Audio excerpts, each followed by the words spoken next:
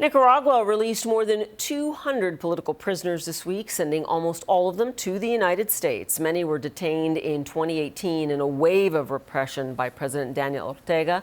Washington has welcomed their release and is promising to give them medical and legal support. CNN's Rafael Romo has our story. Well, you can imagine being in a cage for a year and 8 months. It's been a very traumatic situation, as you can imagine. Juan Sebastián Chamorro is a free man for the first time in 20 months. I was taken at night without a judiciary order. I was just taken by the police. They stormed into my house and they took me. Si están viendo este video, The Nicaraguan political leader is one of 222 former political prisoners, including one American citizen, who were suddenly taken out of jail Wednesday and Thursday and put on a plane bound for the United States. The U.S. government is providing them various types of assistance to adjust and adjust their situation here in Washington. Ninguna negociación. Nicaraguan President Daniel Ortega denied his country had negotiated with the United States for the prisoners' release.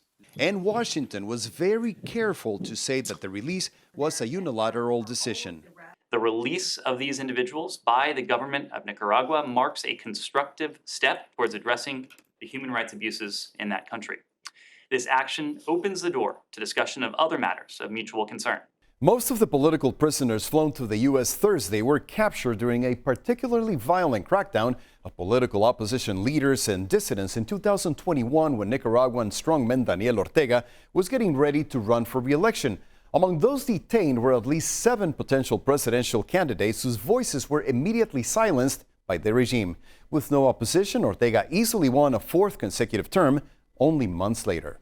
Our legal case is a blueprint of abuses of the legal system. From the moment of the capture, we were not given the right of defense by our lawyers. I never talked to my lawyer.